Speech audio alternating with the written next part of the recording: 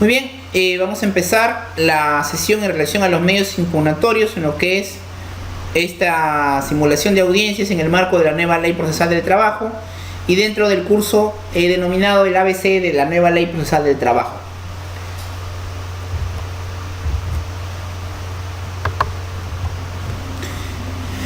Algunos aspectos introductorios teóricos que vamos a tomar en cuenta son los siguientes. La sesión para nosotros va a ser una primera parte estrictamente teórica.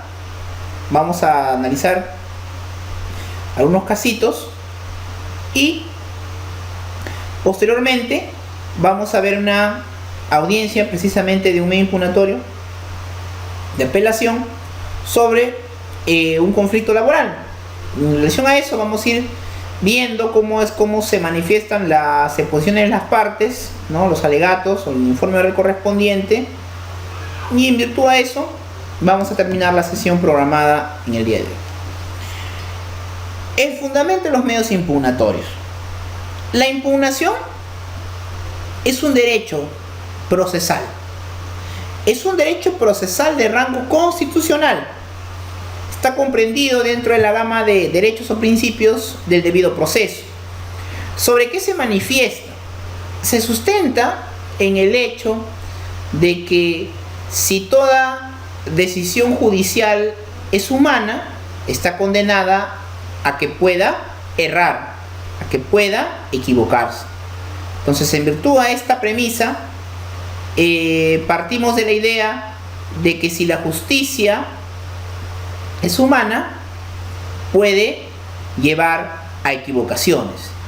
Es en ese escenario que, en virtud a que una decisión errada o equivocada pueda generar un perjuicio a las partes en un proceso o hasta incluso terceros, tengan estos sujetos procesales la posibilidad de impugnar o cuestionar las decisiones emanadas por un órgano jurisdiccional. Esto es que dentro de la teoría de los actos jurisdiccionales, teniendo en cuenta de los decretos, autos y las sentencias, todo justiciable, parte o tercero, tenga esa posibilidad, esa facultad o ese poder constitucional de cuestionar una decisión o una resolución judicial en aras del debido proceso.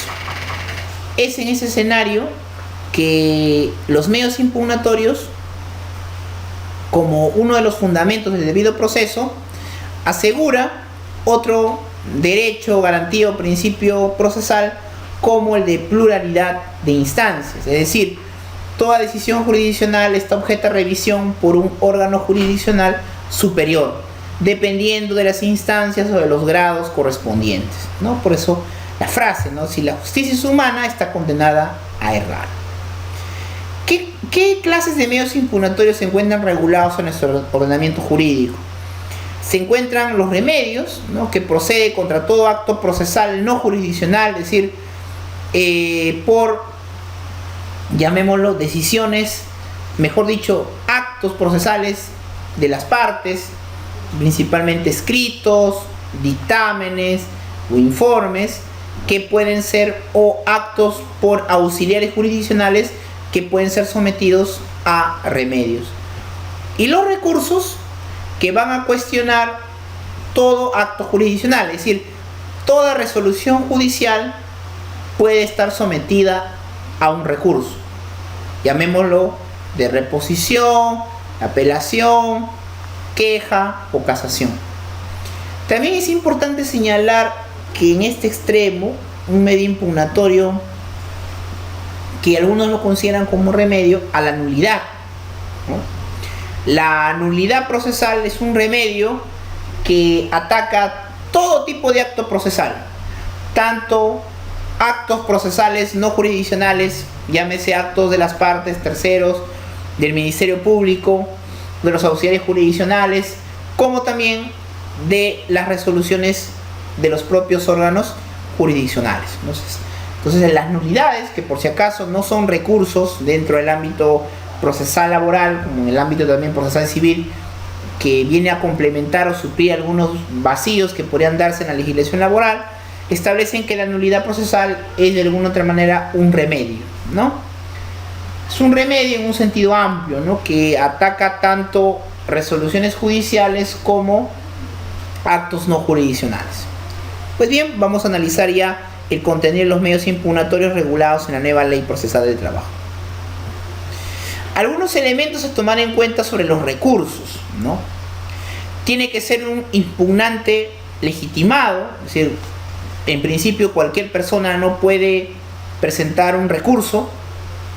Quien está legitimado es aquel sobre el cual va a caer la decisión que le causa agravio, ¿no? Pueden ser partes o terceros, ¿no? En todo caso, todo sujeto procesal que se sienta afectada por una decisión o por un acto jurisdiccional. El acto a impugnar, ¿no? Puede ser un acto jurisdiccional o no jurisdiccional en todos sus extremos o en parte de él. Se puede impugnar una resolución dependiendo a la parte decisoria, ¿no? Si la parte decisoria tiene varios extremos, no necesariamente se puede impugnar todos los extremos de la decisión, sino también algunas partes. Y la pretensión impugnatoria, que va a ser a revocar o anular el acto procesal, ¿no? Esto es importante porque cuando pedimos la revocatoria nos vamos a ir al fondo de la decisión, es decir, que queremos que se cambie la decisión.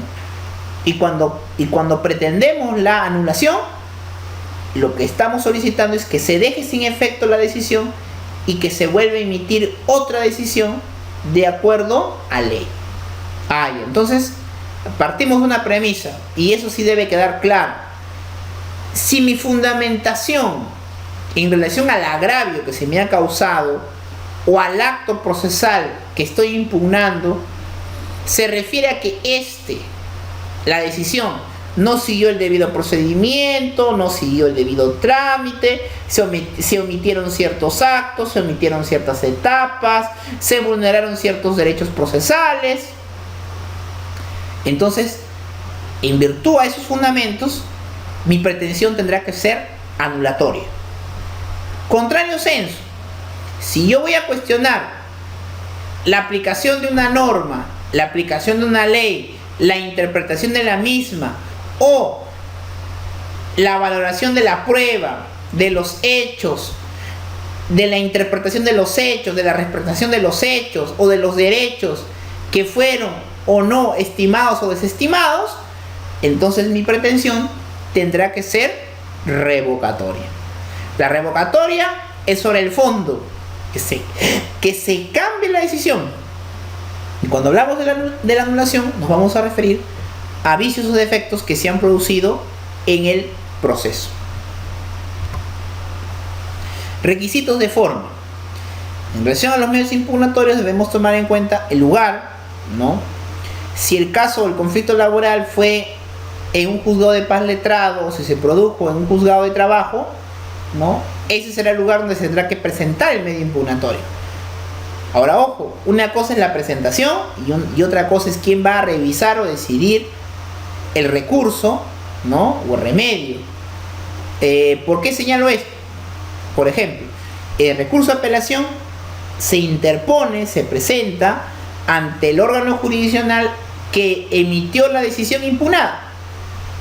Pero ¿quién va a resolver la impugnación? En este caso la apelación, el órgano superior. Entonces, el lugar de la presentación es uno y el lugar de la revisión es otro. El plazo. La ley establece plazos de 3 días hábiles, 10 días hábiles, dependiendo del recurso que va a ser interpuesto. Y la formalidad, ¿no? Es decir, por lo menos todo y medio impugnatorio, dependiendo de su naturaleza, ¿no? Como hemos visto los elementos, debe contener una pretensión, debe contener la fundamentación del agravio, debe contener el agravio, la vulneración a quién concretamente, ¿no? O, por ejemplo, en el caso de un recurso de casación, señalar la infracción normativa sustantiva o procesal de la cual es objeto el recurso de casación. Requisitos de fondo. Adecuación al recurso. Si yo debo tomar en cuenta que dependiendo el acto procesal que yo quiera cuestionar, tendrá que ser recurso. Por ejemplo, contra un decreto no voy a presentar una apelación, o contra un auto de primera instancia no puedo presentar un recurso de casación. Entonces, yo debo tener en cuenta que dependiendo el tipo de acto a impugnar, también se va a determinar el recurso adecuado frente a dicho acto impugnado, ¿no? La descripción del agravio, ¿no? Es decir, la decisión que se quiera impugnar o la resolución que se quiera impugnar, cómo les ha causado agravio. Ejemplo, si el juez ha decidido declarar fundada la demanda, por ejemplo, en este caso de no pago de beneficios sociales, el agravio es que la demanda declarada así infundada vulnera mis derechos constitucionales, ¿no?, a pago de beneficios sociales, ¿no? Entonces, o en el caso de una reposición, ¿no?, si se declaró fundada, ¿no?, obviamente que la empleadora al apelar, ¿no?, señalará que el agravio en vista que no obstante que el trabajador fue despedido regularmente o debidamente, el órgano jurisdiccional ha repuesto a un trabajador, vulnerándose de esta manera podría ser, ¿no?, el derecho a la propiedad del empleador, ¿no? Y la fundamentación del vicio o el error, ¿no? Como dije, si ha habido algún error en la interpretación o aplicación de una ley, la valoración de la prueba o de los hechos, o sea, eso hay que fundamentarlo, hay que argumentarlo. Y si ha producido un vicio o defecto, no, si ha habido una irregularidad en el procedimiento, también esta tiene que ser fundamentada en el recurso a presentar, ¿no? En virtud de estos elementos, llámese de fondo o de forma, vamos a tener un resultado en relación a la pretensión impugnatoria. Vamos por el primero. Recurso de apelación. Dice: va a proceder contra la sentencia en los procesos ordinarios, abreviado y de impugnación de laudos arbitrales. El plazo es de 5 días hábiles desde el día hábil siguiente de la audiencia o de citadas las partes para su notificación. Artículo 32. La apelación en este caso lo que hace es conceder a la ley un plazo de 5 días hábiles, ¿no? Ahora dice que el plazo va a correr a partir de la audiencia.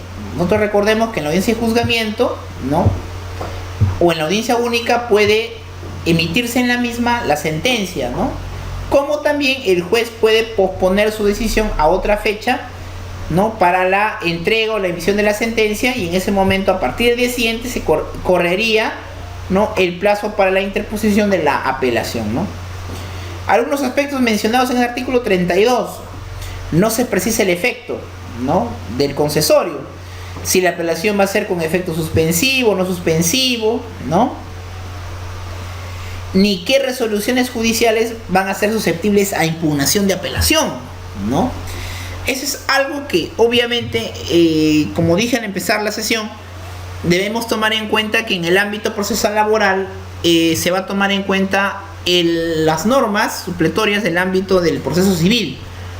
Entonces, lo que debe quedar bastante claro es que no obstante no se precise o no se señale qué actos son susceptibles de apelación, por interpretación sistemática, en este caso con el Código de Proceso Civil, llegamos a la conclusión que se podría impugnar lo que se podría referir a los llamados autos y sentencias. ¿Qué otros aspectos importantes más? Dice: el órgano jurisdiccional de segunda instancia, no, es decir, ya el ACUEN que va a resolver la apelación, según lo dice el artículo 33, dice: de entre los 5 días hábiles de recibir el expediente, se fija día y hora para la celebración de la audiencia de vista, entre los 20 y 30 días hábiles siguientes de recibir el expediente.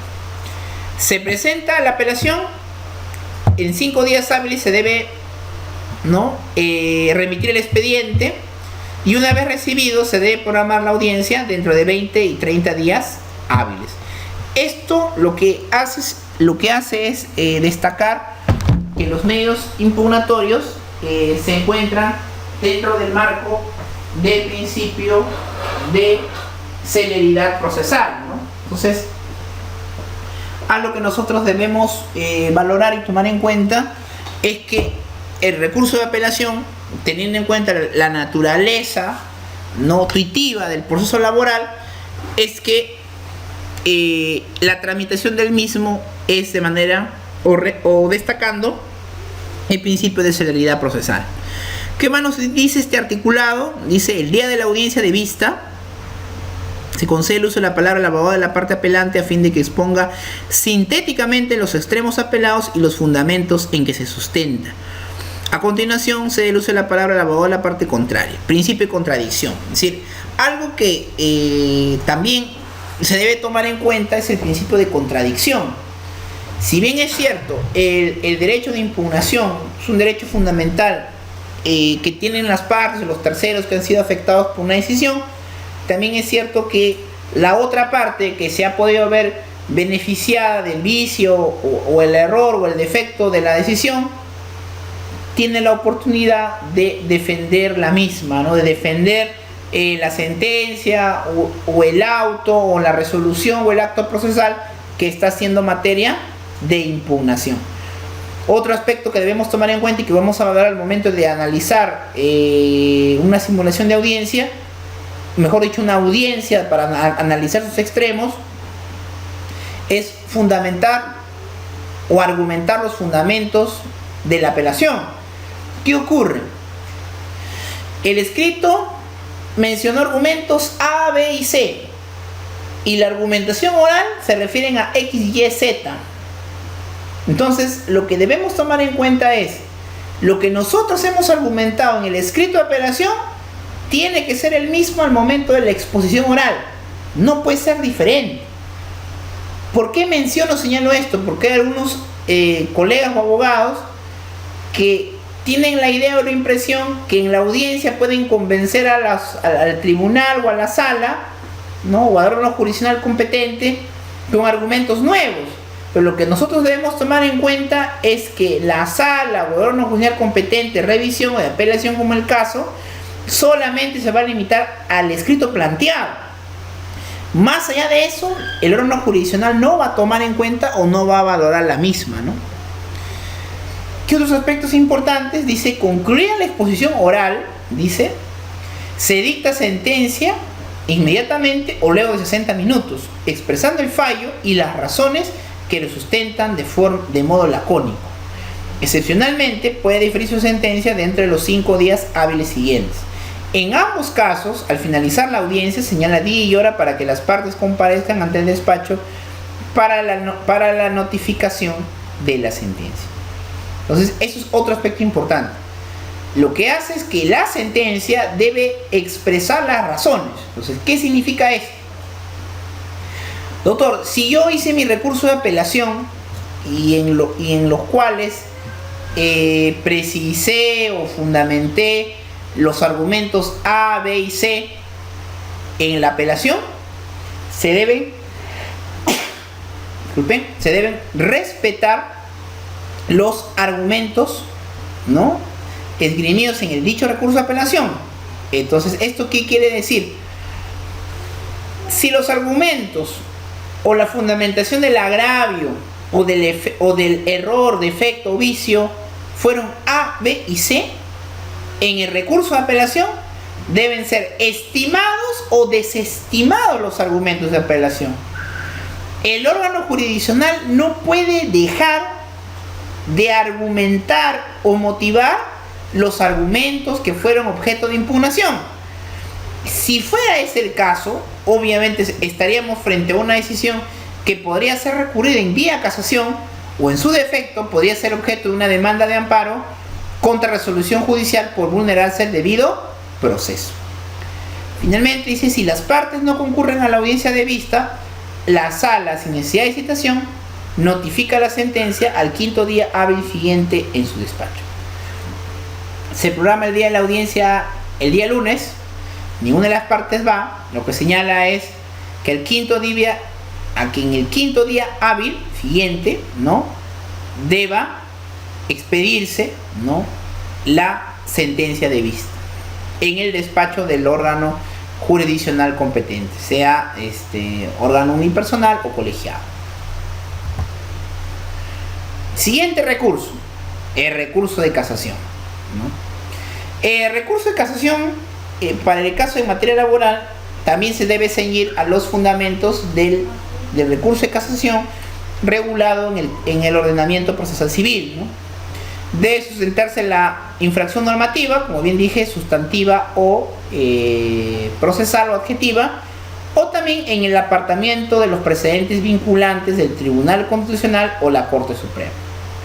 El Tribunal Constitucional puede fijar precedentes vinculantes en materia o en el ámbito laboral, como la Corte Suprema también puede fijar, ¿no?, determinados plenos nacionales en materia laboral, ¿no? Y lo que se busca básicamente en la finalidad del recurso de casación va a ser una correcta aplicación de la norma jurídica al caso concreto, llamemos las normas laborales sustantivas o adjetivas, como la uniformidad de las decisiones jurisdiccionales o el respeto, ¿no?, a la vinculación de los órganos jurisdiccionales sobre una decisión vinculante u obligatoria expedida por un órgano jurisdiccional de última instancia. ¿Qué aspectos importantes recogemos en el recurso de casación? Artículo 35. Contra las sentencias y autos expedidos por las salas superiores como órganos de segunda instancia que ponen fin al proceso. ¿Esto qué quiere decir? Que aquellas resoluciones que no sean de competencia en una segunda instancia por una sala no podrán ser objeto de un recurso de casación. En el caso de las sentencias, dice, el monto total reconocido en ella debe superar las 100 URPs. No procede el recurso contra las resoluciones que ordenan a la instancia inferior emitir un nuevo pronunciamiento. Es decir, si una sentencia fue materia, digamos, una sentencia de reposición, ¿no?, fue objeto de apelación y la apelación fue resuelta declarando nula la sentencia, esta resolución no puede ser objeto de un recurso de casación. Entonces, lo que ponemos entre paréntesis es que para que se pueda pronunciar la Corte Suprema en virtud de un recurso de casación por un conflicto laboral, el pronunciamiento de segunda instancia tiene que ser sobre el fondo de la controversia, fundado o infundado, o en su defecto, ¿no?, confirmando o revocando la decisión del órgano jurisdiccional. La anulación de la sentencia de primera instancia no permitiría, no accedería la posibilidad del planteamiento de un recurso de casación. 2. Ante quien se presenta ante el órgano jurisdiccional que emitió la resolución impugnada, y el plazo es de 10 días de notificada la resolución que se impugna. Es decir, sea en el acto de audiencia, ¿no?, como dentro de los 5 días posteriores que señala la ley, ¿no? Adjuntando el recibo de la tasa respectiva, ¿no? Si el recurso no cumple con este requisito, la Sala Suprema concede al impugnante un plazo de 3 días hábiles para subsanarlo, ¿no? Vencido el plazo sin que se produzca, rechaza el recurso, ¿no? En este caso sí hay una tasa que debe abonar la parte impugnante, ¿no? Aspectos importantes también de este recurso, el primer requisito hace referencia a que puede proceder contra un auto como también contra una sentencia de segunda instancia, ¿no? Y que en caso de las sentencias se refieren a montos, ¿no?, estas deben superar las 100 unidades de referencia procesal. Es decir, estamos hablando de pretensiones, por ejemplo, en el caso de beneficios sociales o de pago de indemnizaciones que superen los 38.500 soles, ¿no? En caso contrario, estas pretensiones, aun cuando hayan sido resueltas por un órgano de segunda instancia, no podrán ser materia de un recurso de casación. Requisitos de procedencia. Artículo 36. Dice que el recurrente no hubiera consentido previamente la resolución adversa de primera instancia cuando ésta fuere confirmada por la resolución objeto del recurso. Es decir, para ir en sede de casación tiene que haberse agotado previamente la doble instancia, ¿no?, o en su defecto, ¿no?, sea si ha sido confirmada o en todo caso, ¿no?, la resolución de segunda instancia hubiera sido revocada, ¿no? Dice, no hubiera consentido previamente la resolución adversa de primera instancia. El que perdió tuvo que haber impugnado, ¿no? Y obviamente en esa segunda instancia, de haberse confirmado, ¿no?, acudir en sede casatoria, ¿no? 2, dice, describir con claridad y precisión la infracción normativa o el apartamiento de los precedentes vinculantes.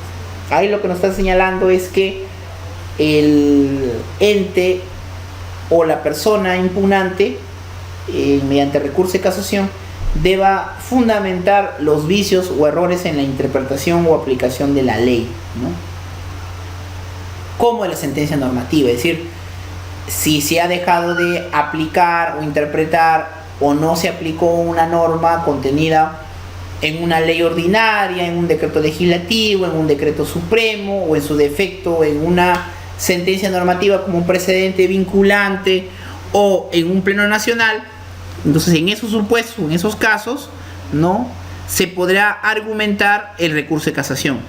Contrario sensu, si no se puede argumentar o fundamentar los vicios o errores sobre la aplicación, no aplicación o interpretación de una norma jurídica en el ámbito laboral, o en su defecto no hay un sustento de una sentencia normativa, obviamente que el recurso será declarado improcedente.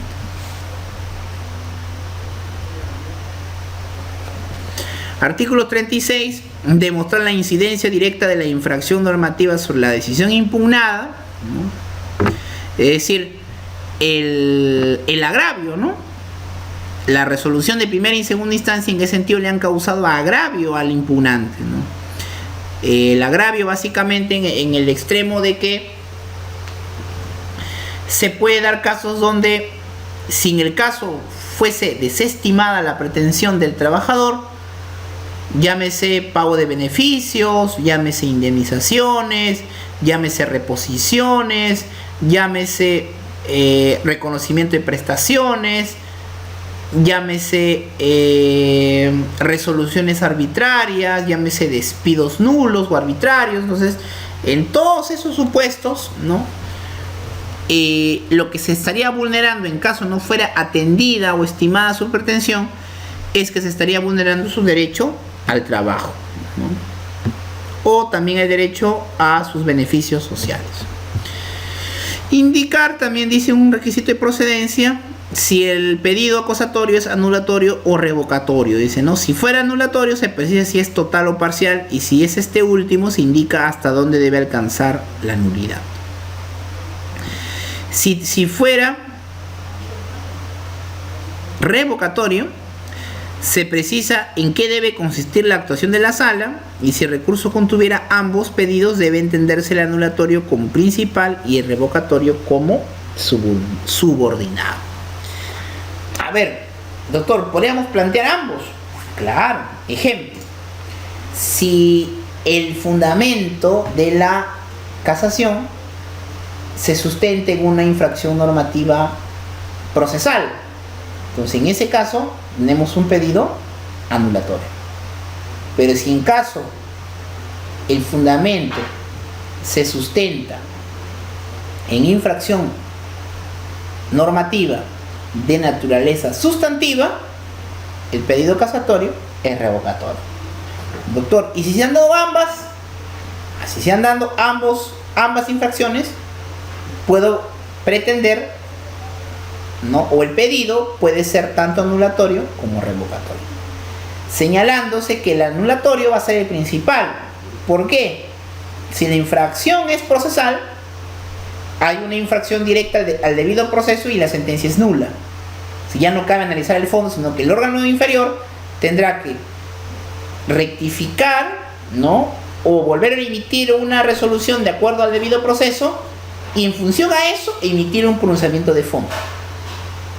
Y el pedido revocatorio es subordinado, es decir, si la Suprema señala que no hubo infracción procesal, es decir, que el proceso se llevó dentro de los márgenes o cánones del debido proceso, obviamente que cabe pronunciarse sobre el fondo de la controversia.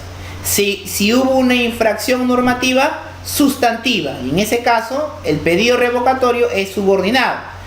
Es decir, la revocación de la sentencia de vista de segunda instancia está supeditada al respeto al debido proceso, es decir, a que no se ha presentado una causal de infracción normativa, adjetiva o procesal.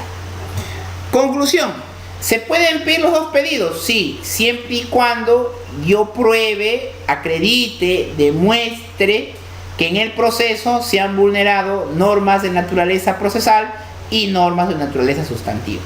Doctor, y si el proceso fue debido, pero hay una cuestión de fondo, hay vulneración a normas sustantivas, entonces el pedido solamente será revocatorio, ¿no? Doctor, y si en el proceso solamente se han vulnerado, creo yo, normas de carácter adjetiva o procesal, pues solamente el pedido será anulatorio. Y si hay ambas, se presentan ambos pedidos casatorios. Tramitación, artículo 37, dice: recibido el recurso, la Sala Suprema procede a examinar el cumplimiento de los requisitos previstos en los artículos 35 y 36 y resuelve declarando inadmisible, procedente o improcedente. Si es inadmisible, le da la oportunidad recurrente para que pueda subsanar los vicios o defectos que se pudieron haber incurrido. Si es procedente, se va a señalar vista y hora para el informe oral, y si es improcedente, habrá concluido el procedimiento de recurso de casación. Declarado procedente, la sala fija fecha y hora para la vista de la causa, pudiendo las partes solicitar informe dentro de los 3 días hábiles siguientes a la notificación de la resolución que fija fecha para la vista de causa. Principio de inmediación. Es decir, en todos los medios impugnatorios, la programación de una vista de la causa es para que el juez directamente pueda conocer la argumentación de la impugnación de las partes en conflicto. Concluida la disposición oral, la Sala Suprema resuelve el recurso inmediatamente o luego de 60 minutos, expresando el fallo. Excepcionalmente, se resuelve dentro de los 5 días hábiles siguientes. Lo que hace también es confirmar el principio de celeridad procesal, ¿no? En ambos casos, al finalizar la vista de la causa, se señala día y hora para que las partes comparezcan ante el despacho para la notificación de la resolución bajo responsabilidad dentro de los 5 días hábiles siguientes de la causa, ¿no? Principio de cosa juzgada. Es decir, una vez que se haya hecho la notificación de la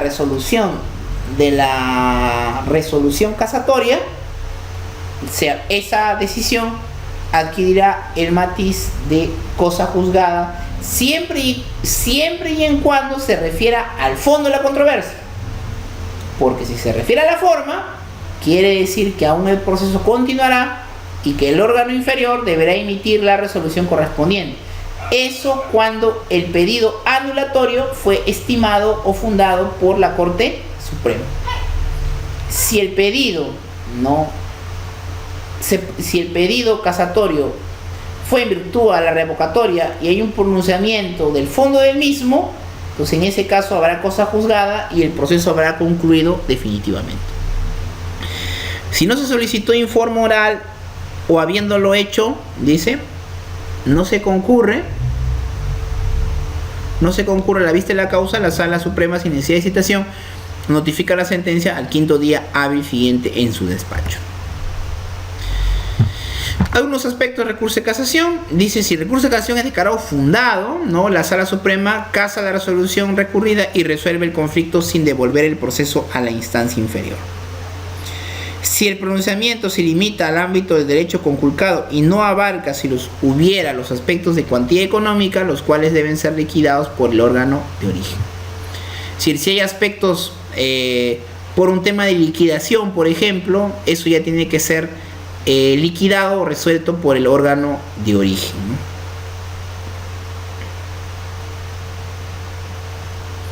En caso de la infracción normativa estuviera referido a algún elemento de la tutela jurisdiccional o el debido proceso, dispone la nulidad y ordena que la sala emite un nuevo fallo de acuerdo a los criterios previstos en la versión casatoria.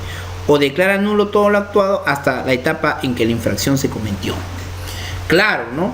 Dijimos, si el pedido fue anulatorio, lo que va a hacer la Corte Suprema va a hacer ordenarle, en este caso concreto, a la sala, ¿no?, para que emita una nueva decisión, y si la resolución impugnada fue sobre un auto, sobre una irregularidad, vicio, defecto en alguna etapa o acto en el proceso, la sala, como bien dice, ¿no?, Suprema, puede ordenar la nulidad de todo lo actuado hasta el momento que se produjo el vicio o el defecto procesal. Bien, entonces hemos analizado, ¿no?, los recursos referidos tanto a la apelación como de casación, ¿no? Como vemos, en relación a la casación hay un tratamiento legislativo mucho más amplio que en relación a la apelación, ¿no? Básicamente porque este recurso es, dentro del marco de la dogmática o doctrina procesal, un medio impugnatorio excepcional, ¿no? Y obviamente lo que hace es garantizar plenamente el debido proceso en su manifestación del derecho a la impugnación. Principalmente el impugnar o el argumentar un recurso de casación es de alguna u otra manera una labor bastante diligenciosa en relación a los abogados, por el tema de la motivación sobre las infracciones o el conocimiento de los plenos vinculantes o los plenos nacionales en materia laboral, que obviamente deben ser materia de análisis por los abogados para el caso concreto, ¿no? ¿Qué significa esto? Que si los abogados no tienen una idea clara de la argumentación sobre las infracciones normativas, como también de las sentencias normativas, quiere decir que el resultado muy probablemente con un recurso de casación va a ser improcedente, y obviamente dándole esperanzas, o en todo caso no siendo congruente con los patrocinados o las partes sobre el resultado de este recurso de casación. Muy bien, vamos a continuar ahora sí dentro de este esquema con lo que es ya el análisis de algunos casos, ¿no? Ahí están los números, algunos aspectos en detalle que vamos a analizar para ya concluir la primera parte en este aspecto del tema de medios impugnatorios, para posteriormente ver una audiencia de apelación. Dice la casación número 2824-2012, dice, ¿no? El recurso de casación fue declarado infundado. El demandante fue un trabajador del Poder Judicial, demandado por el Judicial, ¿no? Y la controversia fue sobre la desnaturalización del contrato modal. ¿Qué ocurre en este caso? Lo que pasa es que un trabajador, ¿no?, tenía o venía prestando un servicio, en este caso un secretario judicial, y que querían desconocer la continuidad o la prestación que tenía hacia el Poder Judicial. ¿Qué elementos fueron valorados? Indicios documentales, ¿no?, los contratos continuos que se fueron dando, los memorándums, las cartas, las resoluciones, ¿no? Obviamente que esos documentales que hacen alusión a la prestación laboral que tenía este trabajador hacen que se aplique lo que es la presunción de laboralidad, y que obviamente lo que también debe valorarse o lo que fue valorado en este caso fue la conducta de las partes. Es decir, el Poder Judicial de alguna u otra manera se negó a proporcionar elementos probatorios para dilucidar la controversia, y esto sí es importante en relación a las audiencias o la conducta procesal de las partes. Si una de las partes no aporta probatoriamente con sus afirmaciones o contradicciones, le genera una presunción al juez de que la otra parte es la que tendría finalmente la razón en un caso concreto. Siguiente casación, la 1692-2012, infundado, ¿no? Trabajador agrícola contra el demandado Paiján Agrícola Sociedad Anónima. Reconocimiento de beneficios sociales, valoración de la prueba, indicios documentales y principio indubio pro operario. ¿Qué ocurrió? Este trabajador, en este caso la empleadora, señalaba que este trabajador, en relación a la cosecha, no lo realizaba de manera permanente, de manera continua, de manera subordinada, de manera dependiente, y consecuentemente no debería ser aceptada su conducta como una conducta laboral. Y es así que esta empresa demandada presenta un recurso de casación, el cual es declarado infundado, tomando en cuenta los llamados indicios documentales, ¿no? Es decir, en virtud, por ejemplo, a que esta persona realizaba compra de insumos, ¿no?, que se le proporcionaban ciertas herramientas, los cargos de recepción, y aun cuando hubiera alguna duda, ¿no?, sobre el vínculo que tenía, lo que nos señala la ley es que en ese caso la duda favorece al trabajador. Entonces, ¿qué significa esto? Que si en este caso ese trabajador del agrícola ha demostrado que tiene o que brinda un servicio laboral, es así que debemos considerar que la prestación fue dentro del marco dentro del ámbito laboral. Y en su defecto, la agrícola debió probar que esa prestación no fue laboral. Ahora, y si hubiera dudas, la duda favorece al trabajador. Fue un criterio que empleó la Corte Suprema en este caso. Tercer supuesto, casación 7800-2013, ¿no? El demandante es un técnico de programación y adquisiciones y el demandado es una empresa, Cerdam, dice, ¿no? Naturaleza de la prestación de servicios laborales. Decisión fundada la demanda. En este caso fue el técnico quien demandó, ¿no?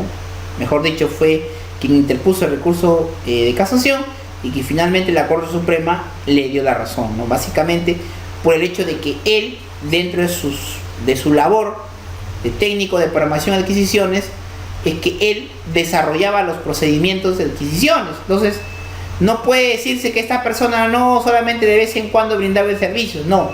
Como él participaba habitualmente de estos procedimientos, la ley señala que sí brindaba una prestación a favor de esta empresa, ¿no? Y lo aceptable es que sea considerada su vínculo como laboral, bajo el principio de laboralidad. Se prueba la prestación, se presume la laboralidad. Y en este caso, la empresa Cerdam debió haber desvirtuado, o en su defecto, que la prestación no fue laboral, sino fue civil. Y para eso, ¿qué debió haber atacado? La prestación, es decir, la labor, la actividad que prestaba. Probar fehacientemente que esta no es laboral, porque ya se presume que sí lo es.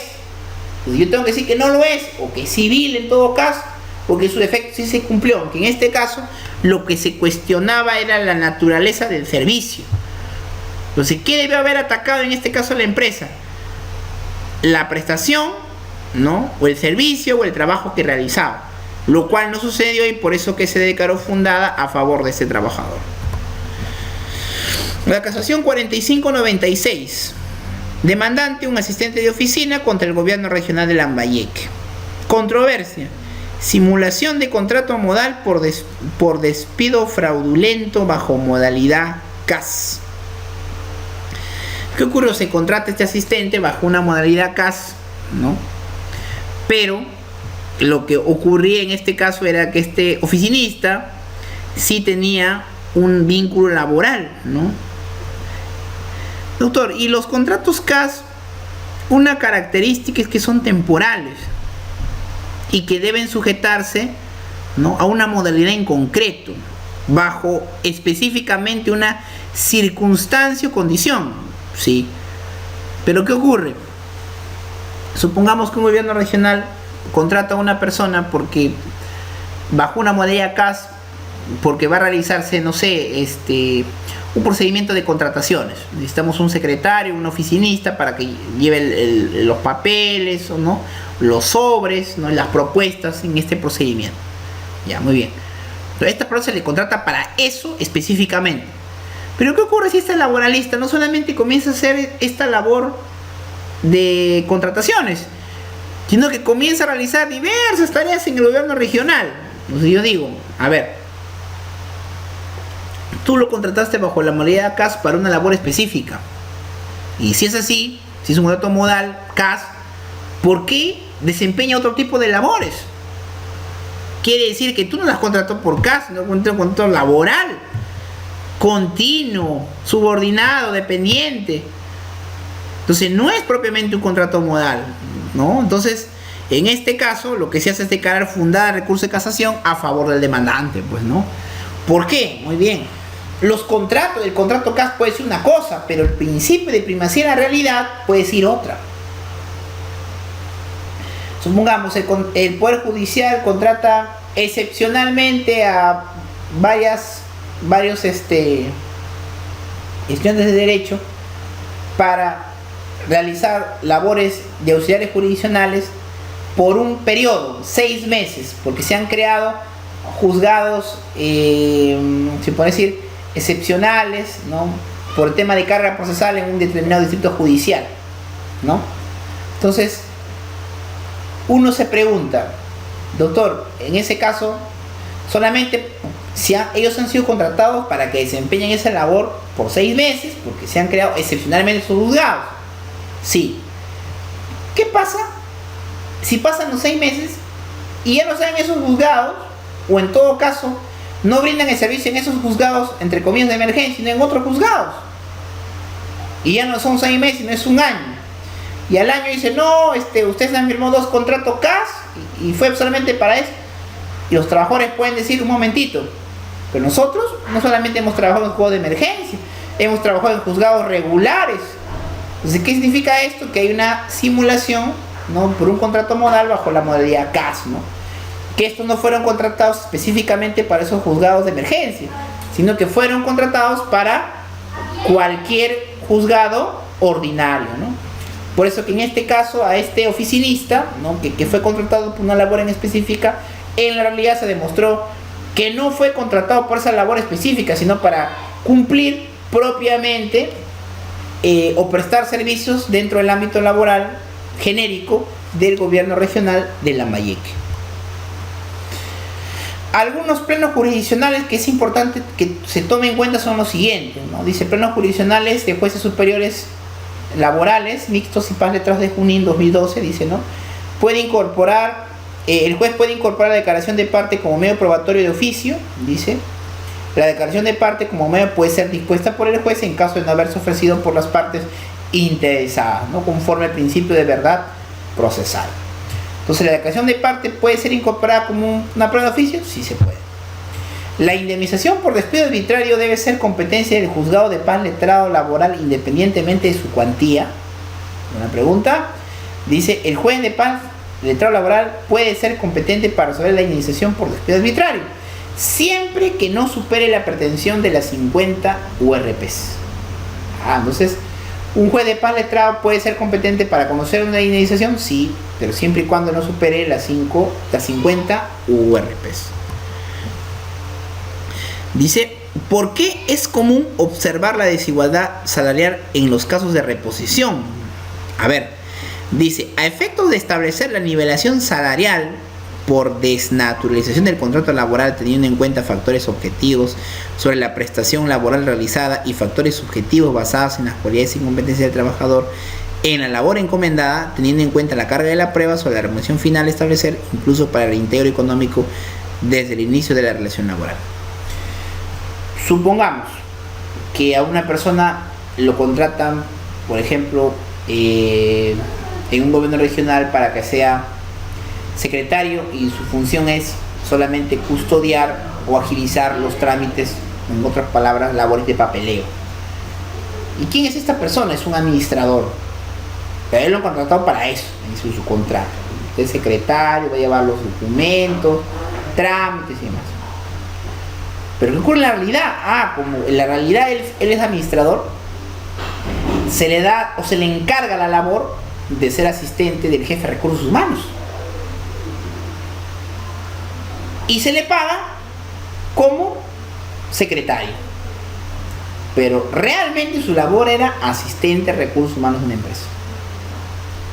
Entonces, esta persona lo que hace es, si se le despide arbitrariamente o de manera nula o fraudulenta, solicita su reposición y solicita la nivelación salarial, que desde el momento que él ingresó a la empresa no trabajó como secretario, llevando papeles, organizando documentos, no, sino que él fue asistente del área de recursos humanos. Y dice que se deben tomar en cuenta factores objetivos, es decir, qué labor realizaba realmente. y los subjetivos las cualidades. Para ser asistente de recursos humanos tiene que tener una profesión, en este caso era un administrador. Pregunta, ¿para llevar papeles se requeriría alguna profesión? No creo, ¿no? Conocimientos básicos, quizás secundaria completa, ¿no? Pues esos elementos deben ser tomados en cuenta al momento de una reposición y de una nivelación salarial, ¿no? Dice, ¿puede conciliarse por un monto menor al demandado? Dice, si la titularidad de la relación laboral está en controversia, si se puede conciliar, si está debidamente reconocida, no se puede conciliar. En el segundo supuesto, conforme al principio de irrenunciabilidad de los hechos laborales.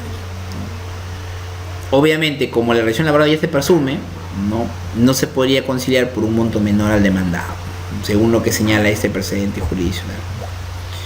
Pleno Jurisdiccional Nacional Laboral 2013 dice, el petitorio implícito en una demanda de reposición en vía de proceso abreviado debe resolverse por el órgano jurisdiccional. Sí, debe resolverse siempre y cuando la empleadora la haya cuestionado en audiencia, bajo los principios tuitivos y oralidad. ¿Qué significa? ¿Qué pasa si en una demanda se está solicitando el reconocimiento por error o defecto, el reconocimiento de la relación laboral, y no se pretende la reposición? Pregunta, ¿se podría introducir esa pretensión de reposición en vía de proceso abreviado? ¿O podría emitirse una sentencia sobre la pretensión de reposición? Sí. Doctor, entonces quiere decir que si de los hechos fluyen que lo que debe ordenarse es una reposición, pero no fue señalada o precisada en la demanda, puede pronunciarse el error. Sí, pero siempre y cuando se le haya dado la oportunidad al empleador de cuestionar. Es decir, si en los puntos controvertidos se introduce esa pretensión sin que haya sido afirmado por la parte demandante y el demandado tuvo la oportunidad de cuestionarlo, contradecirlo, defenderse, sí sería válida el pronunciamiento jurisdiccional de dicha pretensión, ¿no? ¿Deben oralizarse las documentales admitidas? No, no es necesario.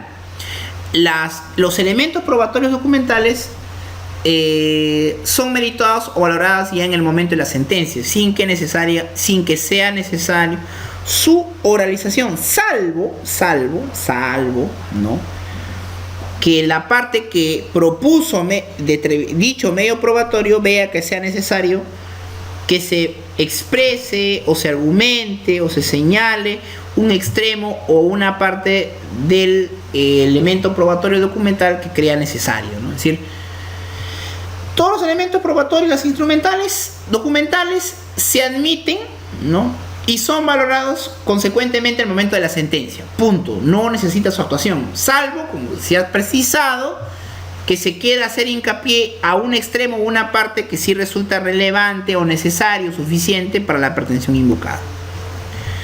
¿Puede reformularse la pretensión en audiencia de juzgamiento? Sí, puede reformularse, teniendo en cuenta que debe prevalecer la oralidad en el proceso laboral, ¿no? Y que la parte demandada también tomará en cuenta en conocimiento los hechos y la pretensión del proceso laboral, dando la oportunidad a la demandada para que absuelva la misma o suspender la audiencia para tal finalidad. Es decir, sin audiencia de juzgamiento se replantea la pretensión o se introduce una nueva pretensión, se le tiene que dar la oportunidad al demandado para que pueda defenderse debidamente. Ahora, si la parte demandada solicita en relación a esa nueva pretensión que va a ser objeto de sentencia, necesita el tiempo suficiente o necesario para la argumentación correspondiente, el juez está facultado a suspender la misma para que pueda el demandado tener los argumentos o los elementos de defensa necesarios para cuestionar o no dicha pretensión alegada o introducida por el órgano jurisdiccional. Caso distrital laboral 2013, dice, ¿se puede actuar prueba de oficio en segunda instancia? Sí puede actuarse porque no hay impedimento, ¿no? Dijimos que la prueba de oficio es una facultad jurisdiccional. Esa facultad no tiene límites si se hace en primera o en segunda instancia, puede hacer en ambas instancias. Los límites sí dijimos que tienen que ser, que deben referirse a los hechos o a la pretensión que está haciendo materia de juzgamiento. Este pleno también en la Libertad 2013 dice: resulta suficiente aplicar la presunción legal de la conducta del demandado en la no exhibición de los cuadernos de ingreso y salida para el pago de horas extras. Sí. Entonces, como dijimos también, ¿no?, la conducta procesal en el proceso laboral sí genera una presunción de veracidad en beneficio de la otra parte. Por eso dice: sí resulta suficiente en mérito a las reglas de la experiencia y a los principios de razonabilidad como de proporcionalidad sobre la determinación de las horas extras a ser exigibles en el pago laboral.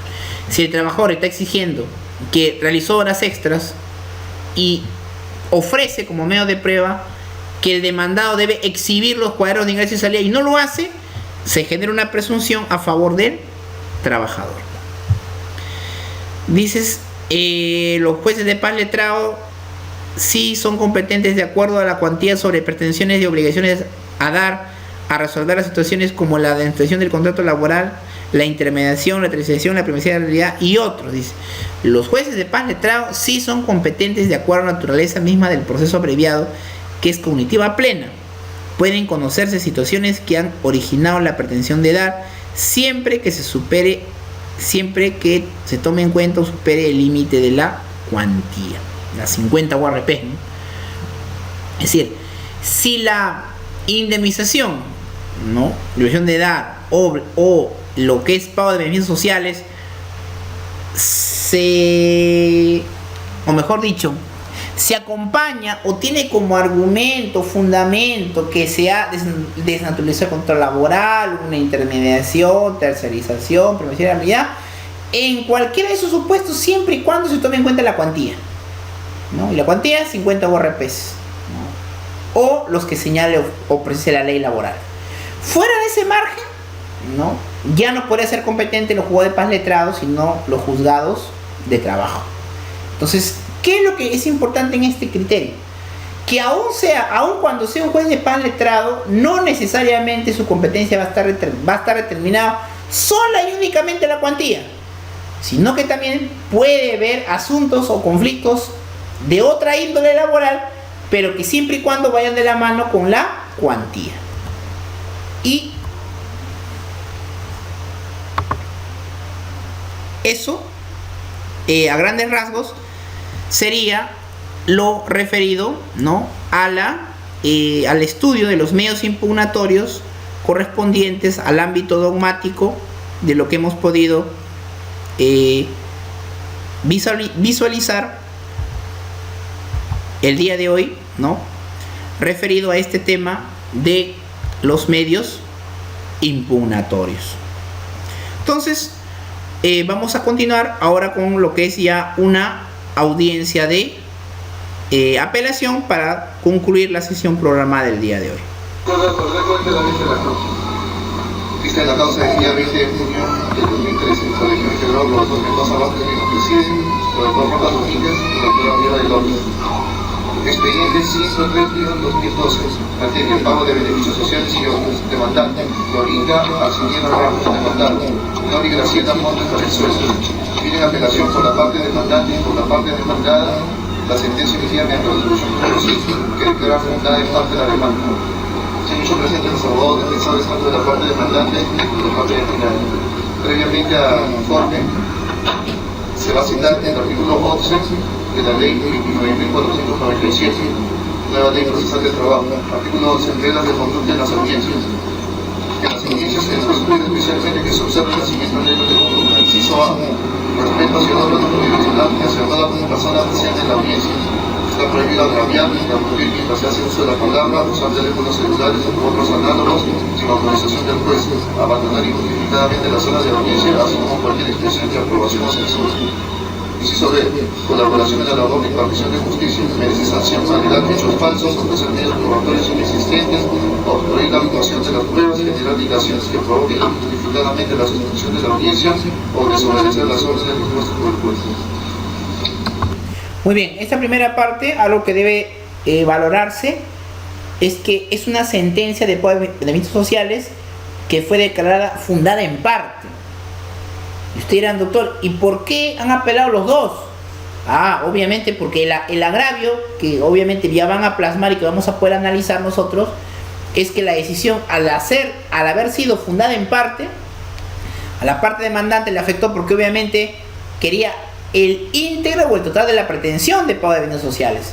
Y la parte demandada apela porque lo que debió, su pretensión es que se declare infundada la demanda, es decir, que no se efectúe o no se ordene el pago de los beneficios de los mismos, ¿no?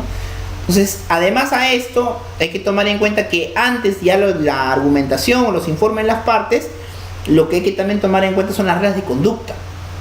Es decir, ustedes como abogados, tanto en una audiencia de primera instancia como en este caso de segunda instancia, deben tomar en cuenta siempre un respeto, ¿no?, en relación a los adjetivos, afirmaciones o contradicciones o argumentaciones que tienen a bien manifestar en el proceso. Además, recalca la idea que no es aceptable el argumentar o afirmar o contradecir hechos falsos, ¿no? Que obviamente eso no solamente trae consecuencias o genera presunciones en el órgano jurisdiccional, sino que también son susceptibles de una sanción como una multa en el caso el órgano jurisdiccional así lo crea conveniente. Muy bien, vamos a continuar con la audiencia de vista de causa. Quiero comunicar que esta audiencia está siendo grabada y lo que se manifiesta, lo que señale que esta audiencia lo que ha registrado en audio y video correspondiente. Vamos a escuchar entonces primero tanto que ambos han apelado a la parte de demandante y a la parte de demandante. Le la palabra porque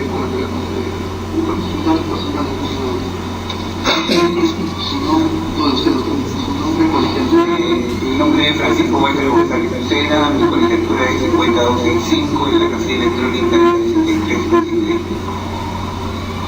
Bueno, vamos a la palabra ante todo. Buenos días, señor presidente, señor vocal. El motivo que se ha traído esta honorable mensaje es que se implementa la sentencia de demanda interpuesta por pago de beneficios sociales y otros. A ver, en esta parte también algo que debemos tomar en cuenta es que la pretensión impugnante en este caso es la nulidad.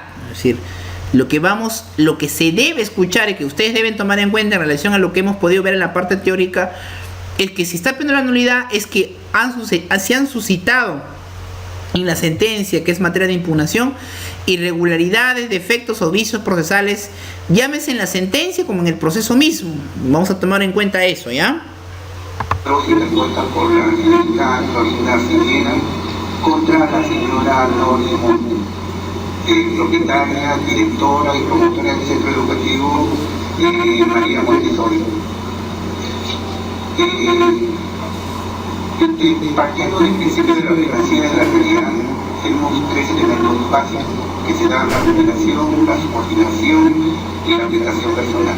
Estos elementos se dan porque corresponde también a lo que es un contrato de trabajo.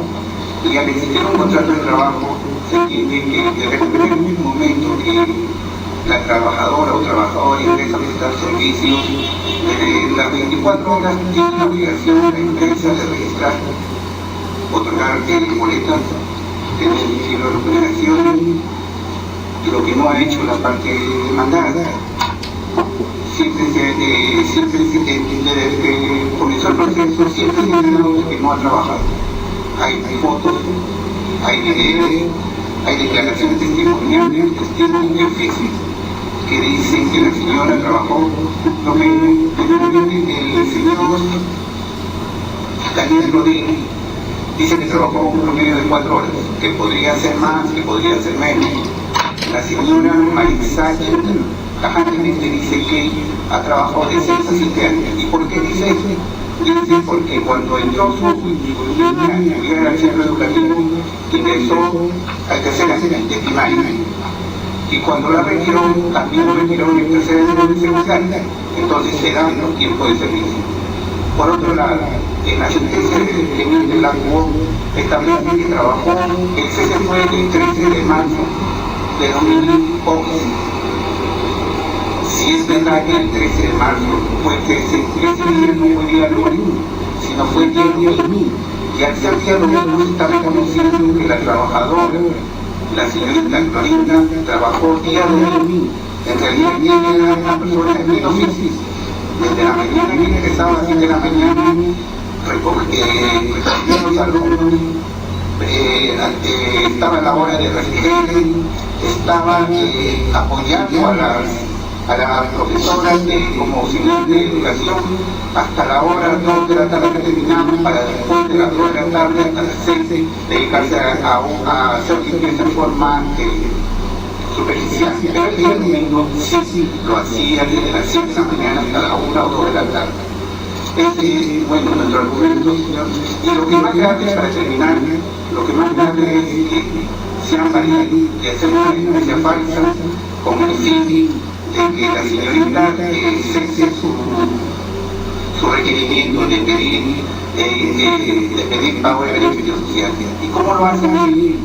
Por intermedio de las profesoras, se dice por cantidad, hacen una denuncia a la comisaría indicando que la señorita sustrajo o le dieron 140 soles para que compre lo que no puede dar. Le dieron 140 soles porque siempre acostumbraba cada a que cumpleaños le daban 140 porque era una colecta de todos. Entonces, eso lo trajeron, lo denunciaron a la comisaría del sector, pero después se arrepintieron. Después aparece una de las profesoras como representante de las demás profesoras retiradas de medicina. Entonces, se ve aquí, yo considero que es un hecho que se disputa hecho falso para que la señorita Clorinda de continuar con la demanda laboral. Por esa consideración, señor presidente y señores vocales, considero que traer una resolución de la y emitir una nueva resolución con todos los medios probatorios, fotos, videos y constancias que aparecen ahí en la unión. Muchas gracias. Muy bien, algo que debemos tomar en cuenta es lo siguiente. El abogado, como ustedes han apreciado, se manifiesta sobre hechos, se manifiesta sobre determinados elementos de prueba que no fueron presuntamente valorados. Si ustedes tienen a bien, no hay una expresión, una argumentación que diga no han sido valorados y merituados. Y eso, ¿qué nos quiere decir? Que hay un error en hacer una pretensión. Porque si él está diciendo que tales hechos, derechos, no han sido valorados, tomados en cuenta, o se han introducido hechos falsos, entonces lo que yo estoy pidiendo ya no es un tema tanto de nulidad. Lo que yo quiero es la revocación. La nulidad, como hemos dicho, se refiere a vicios o defectos procesales. No hemos escuchado la parte en la que el abogado manifieste, ¿no?, que no se ha valorado debidamente tal o cual elemento probatorio documental, declaración, indicio. No lo ha dicho. Que se ha vulnerado el debido proceso. Tampoco. Pide que se evite una nueva resolución, pero para hacer eso, la sala tiene que encontrar vicios o defectos en el proceso. Es un aspecto negativo que ustedes como abogados o estudiantes deben valorar, para que, lo cual no se debe hacer, ¿no?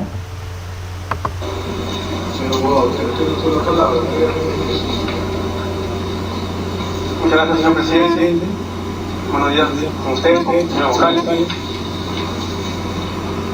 Bueno, yo presento la parte demandada. Mi nombre es Javier Díaz Mori, por el expediente 4741, por el favor de Lima. Ubicación electrónica 6072.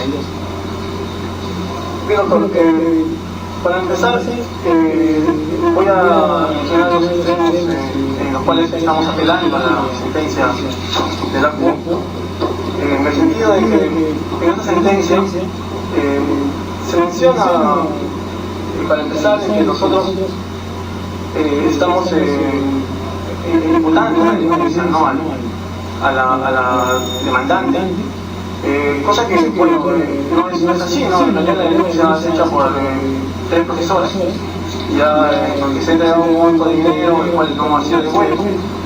Las condiciones que menciona el señor abogado, que ha sido una colecta por el cumpleaños, bueno, no es algo que realmente me sorprende escuchar, pero en todo caso hay una denuncia y esa denuncia, al fin y al cabo, el último día que la señora demandante fue el 11 de marzo, la labor que es una labor más que todo, una labor de manera, no es una recurrente, permanente, sino es unos servicios, una prestación que se le encargó realizar solamente en el mes de marzo de 2011, ya para que limpie, digamos, la función de unas aulas para que se vaya el año escolar. Ya, lo cual tampoco terminó de realizar, ¿no? Porque simplemente llegó el día 11, recibió ese dinero y no se le dio más a la señora, ¿no? Al colegio. Entonces, esa labor, ¿no?, que se le comienza a realizar, básicamente era porque la relación de amistad que había de parte de la señora demandante con la demandada y los padres de la demandante. Y ya, para un apoyo, ¿no?, digamos que no necesitaría esto, pero no es que la señora era parte del personal educativo, docente, mucho menos del colegio. Y tampoco había una relación de subordinación, ¿no? Tenía un par de horas de iniciar el mes de marzo, y a lo cual entregó este dinero, pero la señora no apareció más, por lo cual vino la denuncia, ¿no?, de las profesoras del colegio. Ahora, con respecto a la sentencia, ¿no?, en el punto 11, bueno, señala este hecho, pero en realidad nosotros no imputamos, ¿no?, el hecho del acto de la prevención ilícita, sino de las señoras profesoras. Asimismo, prestan unas fotografías también, ¿no?, en la página 13 y 14. Pero estas fotografías no tienen fecha, ¿no?, y simplemente porque la señora demandante menciona que son de fecha 2010, y digamos ya se entiende por un hecho cierto, ¿no?, cosa que no es algo, digamos, probado, porque no tienen fecha esas fotos, y simplemente es un dicho de la demandante. Así mismo el testigo, el señor Luis Solano, ¿no?, que menciona que sí ha visto a la señora demandante trabajando por 3-4 años aproximadamente en el colegio, y que sí le consta que ha trabajado siendo cajera, que ha hecho varias labores en el colegio. Bueno, esta labor, digamos, este testimonio realmente debió considerarse que es parcializado por cuanto dicho testigo, pues menciona en la misma audiencia, ¿no?, menciona que conoce a la demandante, que está con ella, que además tiene la misma cuadra que ella, la conoce desde que tenía los 4 años de edad. Entonces, es una amistad. Entonces, por lo cual debería no tomarse en cuenta ese testimonio, ¿no?, en base, pues, a lo establecido también en el código procesal civil. Ahora, respecto a la CTS, ¿no?, que está siendo calculada por la sentencia, por el acto,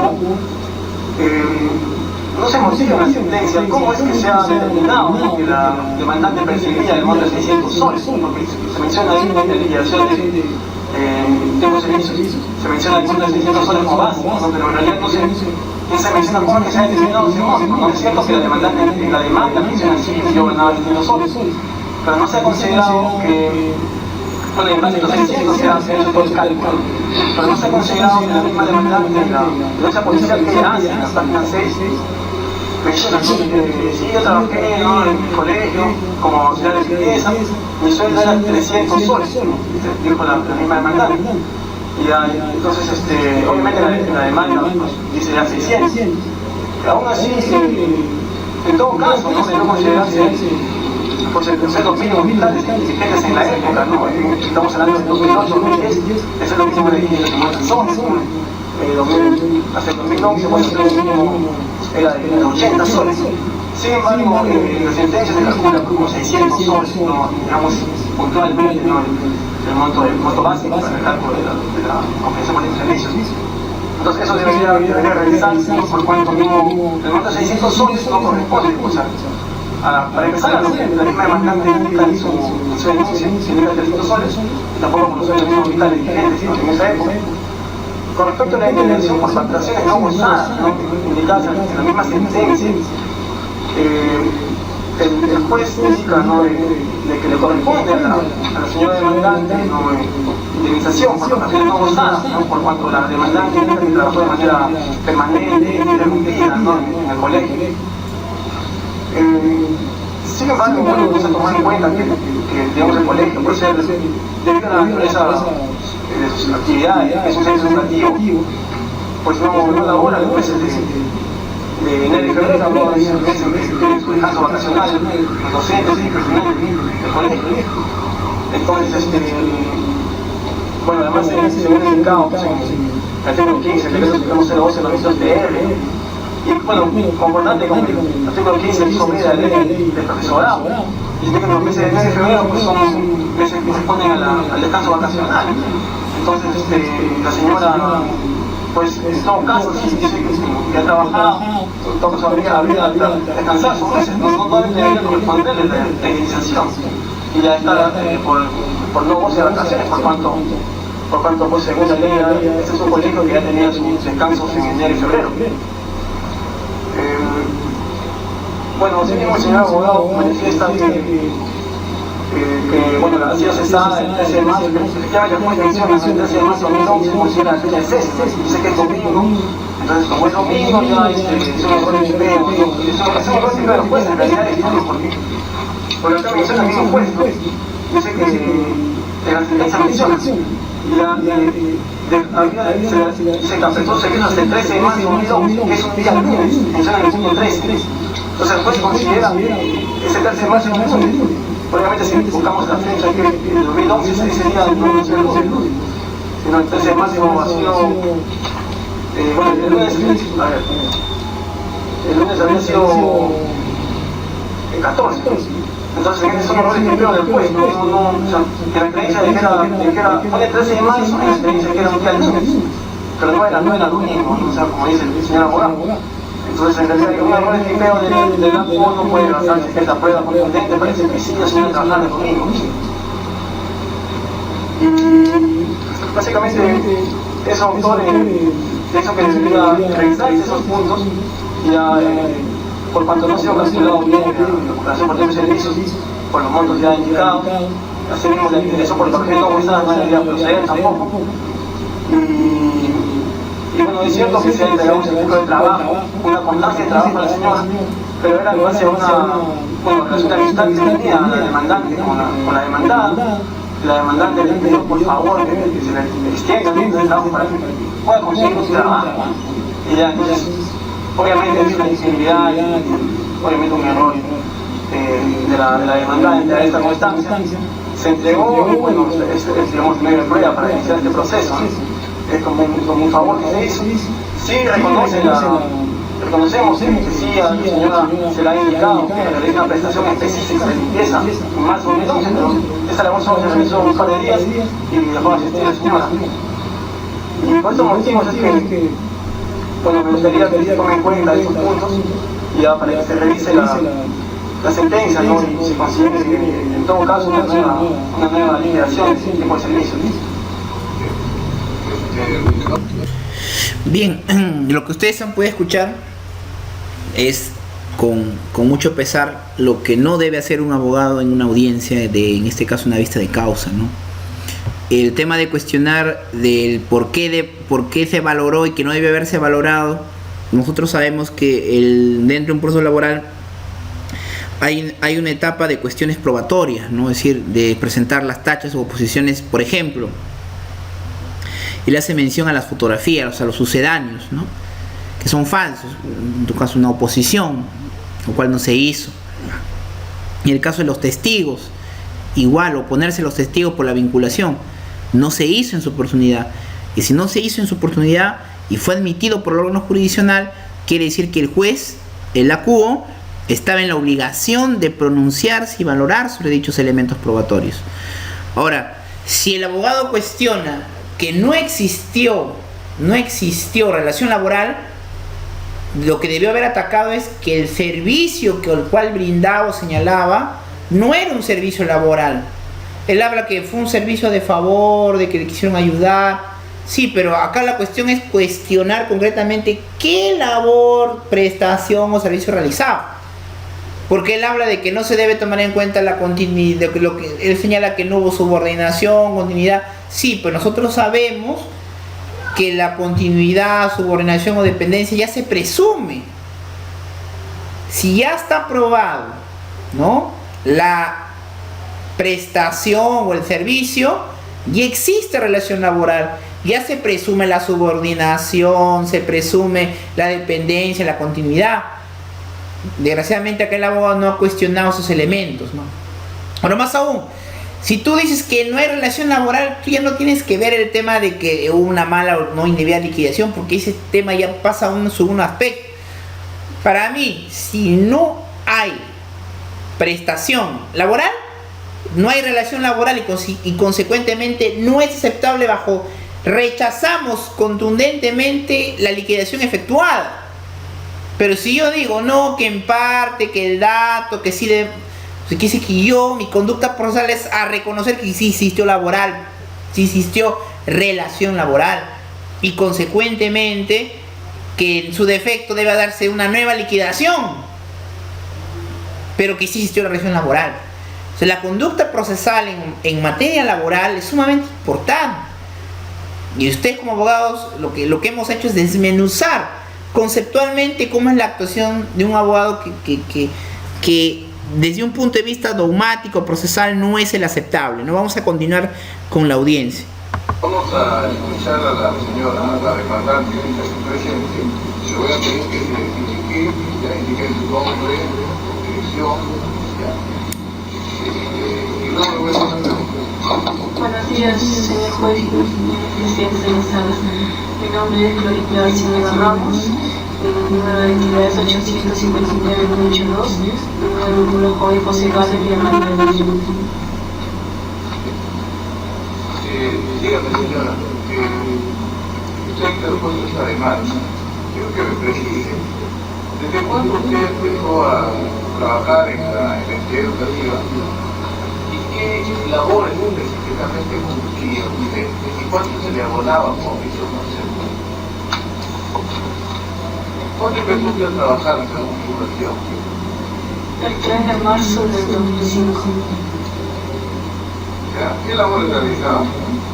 Entraba a las 6 de la mañana, barría el patio de afuera todo lo que es la vereda, aquí del punto, me ponía a limpiar las aulas así ya fue rápido porque un día antes ya hacía las limpieza en la tarde, de ahí bajaba a la puerta principal, recibía a las profesoras que entraban a las 7:30, tomaba el cuaderno de firmas con su asistencia, luego ingresaban los alumnos, sellaba el cuaderno de control hasta las 8 en punto, tocaba el timbre para que sea la hora de formación, ponía el himno, sacaba las banderas.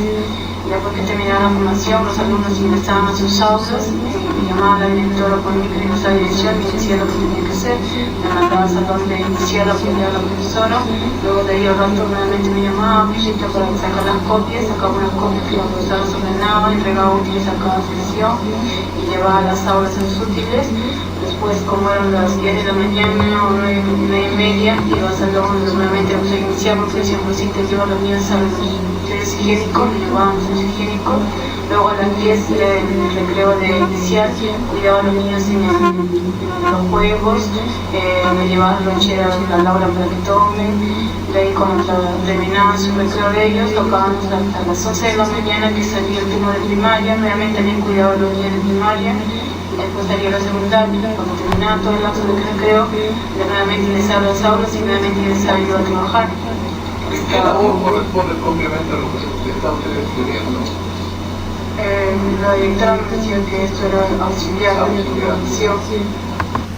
Bien, un aspecto importante es que el juez también puede recoger los agravios de hecho, en este caso pedir la declaración de la parte agraviada con la resolución, ¿no? Y se habrán dado cuenta, la pregunta del juez es ¿qué prestación o labor cumplía?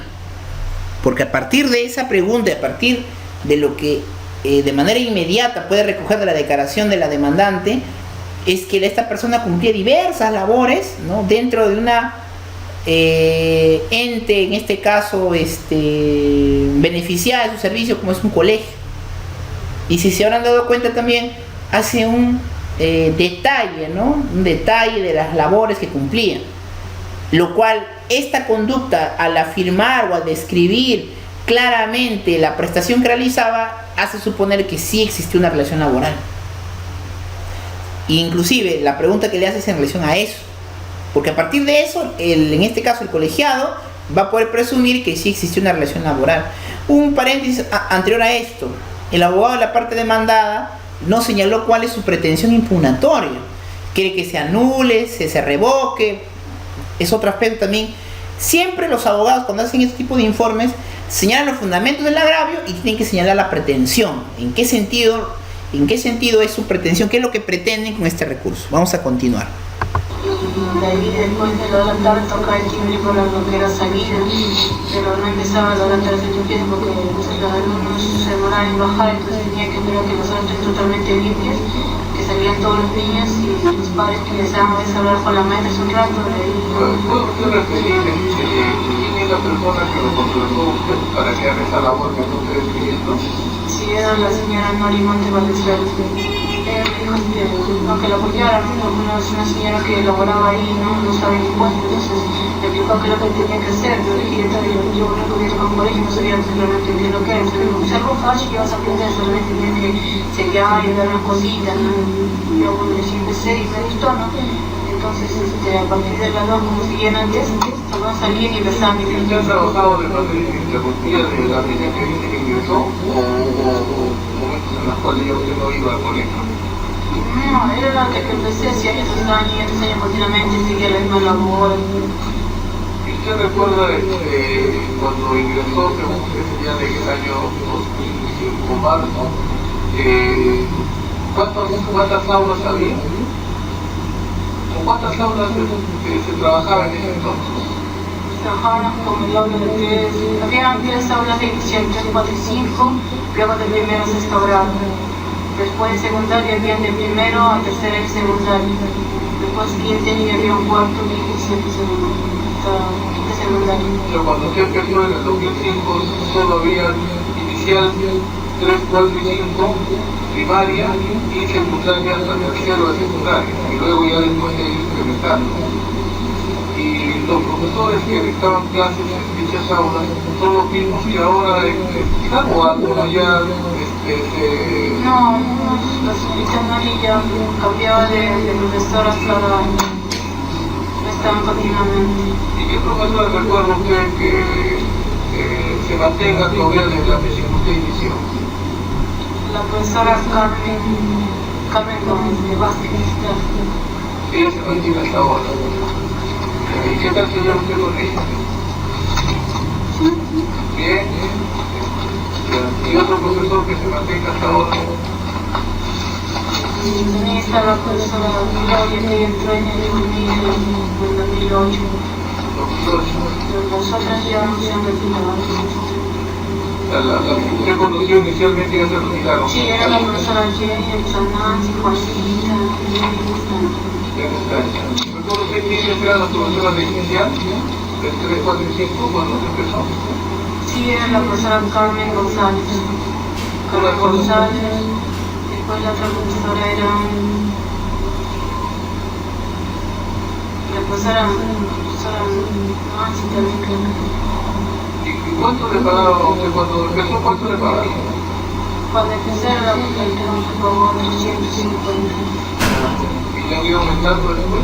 Sí, hasta que cuando salí del partido yo continué con 6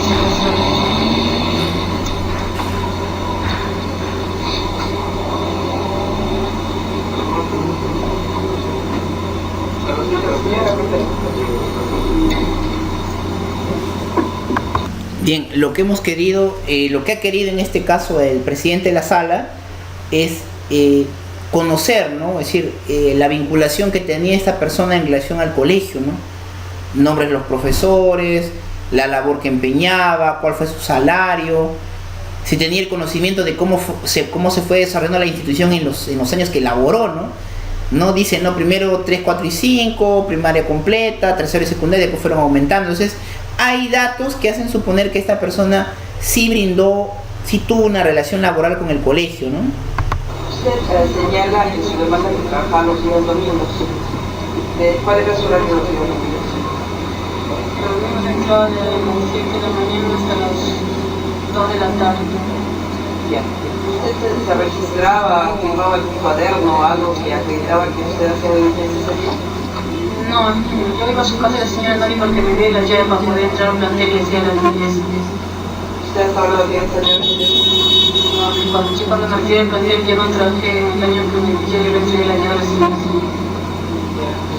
Luego señala que ya trabajaba desde las 7 de la mañana, de lunes a viernes, hasta las 6 de la tarde. Ya, las horas extras que usted hacía, ¿cómo le pagaban?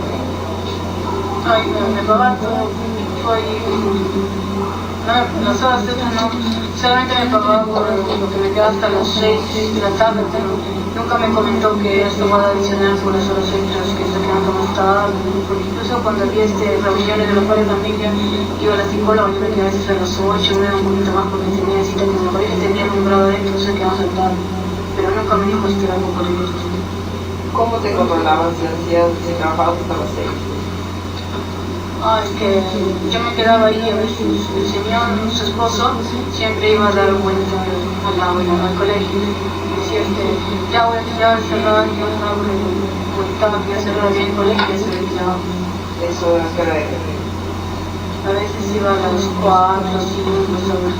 Como a veces en el colegio guardaban material, también iba a cualquier cosa a sacar, y entonces me veía que yo sabía que todavía seguía trabajando en el colegio esas horas.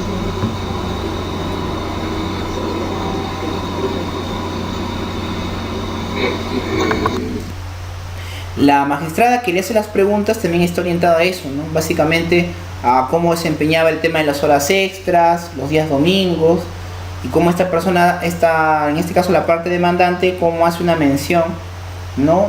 Expresa la labor que desempeñaba, ¿no?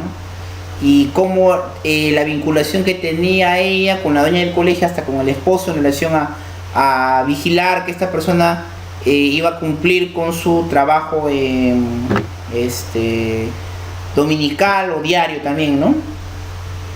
Señor abogado, usted ha escuchado lo que la señora ha manifestado, la serie de hechos que ha referido, si usted tiene la oportunidad para poder exponerlo. Sí, bueno, le pregunta la señora vocal que hace sobre los días domingos, ¿no? Bueno, ella menciona que trabajaba hasta las 2. Pero permítame recordar que no solamente la autora preguntó, yo también he hecho preguntas. Sí. Yo le pediría que le pronuncie respecto a todo lo que ha vertido, ¿no? Claro, sí, claro, la señora demandante menciona, bueno, las labores que realizaba supuestamente bajo la su ordenación, de la relación que supuestamente existía. Sin embargo, bueno, la posición que tenemos nosotros es, bueno, que hay una relación de amistad de la señora demandante con los padres de la demandada, con la misma demandada. Es más, el centro educativo, ¿no? En cuestión así mismo el domicilio de los padres de la señora demandada. Entonces, por eso es que al haber amistad con los padres, la señora tenía acceso al colegio y, bueno, obviamente hay confianza, pues le daban las llaves, no hace esto, lo otro. O sea, en sí ha sido confianza, entrada, la señora ha habido confianza en ese aspecto, porque las llaves de tu casa o local no te das a cualquier persona. En ese sentido, la relación que había era básicamente de amistad. Por eso es que tenía acceso al colegio. Ahora, la relación laboral que menciona no ha existido como tal. Entonces, no se refiere a planillas, etc., dice el señor abogado, pero se refiere básicamente a que no existió la relación laboral, pues no había planillas. Bueno, es falso lo que dice el día domingo la señora, ya, porque menciona que trabajaba a las 2, pero la demanda pone que hasta las 3, y luego dice que hasta las 5, ¿no? Y bueno, le daban la idea para que ella hable, ya las labores ahí, pero en realidad no había una... Bueno, en caso de haberse producido eso, pues no hay elemento de ordenación y control, inspección y vigilancia, que era el trabajo de la señora. Entonces, lo del domingo, pues, aparte, bueno, el mismo juez ha declarado pues, que no hay elementos, ¿no? que puedan determinar, ¿no? que haya trabajado ese día. Y sobre la relación laboral que ella menciona, pues precisamente es el sentido que el acceso que tenía al colegio por la relación de amistad que había. Y por eso es que ella tenía acceso y bueno, hacía los contactos con los padres de la demandada, algunos apoyos con eso, no es en sí una relación de trabajo. Eso es la posición que mantenemos. Bien, como manifestamos a lo largo del análisis de esta audiencia, ¿no? Hay un tema que es muy claro: la relación laboral ya no es que no podemos desvirtuarla o no, porque se presume, El juez, la pregunta que le dice es, ¿qué tiene que decir usted al abogado de la parte demandante al respecto sobre el hecho de la descripción de la prestación laboral que señalaba? Y él alega, ¿no?, de que no, que había mucha confianza, pero yo me hago una pregunta por sentido común, ¿no?, o por una máxima de la experiencia. ¿Qué persona con su sano juicio le da a cualquier persona la llave de un colegio? Está bien, es un vecino conocido, pero oye, toma la llave de mi colegio, a ver, ¿tú qué haces?, ¿no? A veces ya hay argumentaciones que hasta cierto punto en el ámbito de los abogados caen en un absurdo, ¿no?, que nosotros debemos valorar. La argumentación que uno puede ser para la defensa, en este caso de una empleadora, ¿no?, o una empresa, siempre tiene que estar también dentro de los marcos de la razonabilidad, porque más allá de eso tampoco ya caemos en un juego de argumentar o señalar cosas que no son aceptables, ¿no? Pero bueno, vamos a ver cómo concluye esta audiencia, ¿no? Quisiera finalmente agregar algo ya como alegatos finales. Gracias, señor presidente, señor Ojalá. Un minuto nada más. Hay en el expediente fotos donde aparece la señora demandada con las profesoras. Se dice que ha trabajado unos días en el mes de marzo. ¿Cómo es la profesora, directora, alumna, vestida de Papá Noel? No sé si el mes de marzo celebramos la Navidad. Otro es el mes de marzo que dice también se está celebrando el Día de la Primavera. Otro día también otra foto también aparece donde se está haciendo limpieza y por casualidades que se dan en la vía, 2, 3 alumnas se toman fotos, pero al costado aparece la demandante así partida. Eso es lo que tiene que aparecer, y por lo tanto puede resultar algo muy desde todo punto de vista sus alegatos. Sí, doctor. Sí, las fotos que menciona el señor abogado, que han sido aceptadas por el juez, ¿no? No veo las fotos de Papá Noel que menciona. El máximo es que las fotos no tienen una fecha, ¿no? O sea, no se sabe realmente la certeza de la idoneidad de estos medios electrónicos o impresos. Asimismo, doctores, simplemente estas fotos no tienen. Obviamente se ve la demandante dentro del colegio, pues como le menciono, ella tenía acceso al colegio, había una confianza, le daban hasta las llaves. Y como ella vivía en el colegio y la conocía, cuando estaba dentro, las personas la conocían, y hay algunas tenían la creencia de que era personal inocente, por eso inclusive se dan su dinero, pensando que es inocente. Por eso es que en la sentencia también después menciona la parte demandada, reconoce, ¿no?, que ha sido docente, en el punto 11, pero no es así, ¿no? En la denuncia indicada es que se dan ese dinero a la señora porque entre los profesores, en la creencia que también era docente, no era así, ¿no? Y simplemente por el acceso al colegio se podía entrar. Bien, ya para terminar esta última parte, el abogado de la parte demandante bien describe en relación a estas fotos que en materia procesal son sucedáneos, son indicios. Dijimos que los indicios en su conjunto y de manera conducente generan convicción. Por el abogado dice no, pero no tienen fechas, pero es que lo que pasa es que la admisión de esos medios probatorios debieron ser cuestionados en su oportunidad, no en este momento, no en esta instancia probatoria. Por eso que el juez, el AQ, hizo bien en valorarlas. Más bien, nunca se presentaron contraindicios al respecto. Y como no hay contraindicios, quiere decir que la prueba indiciaria es válida por una sentencia, ¿no?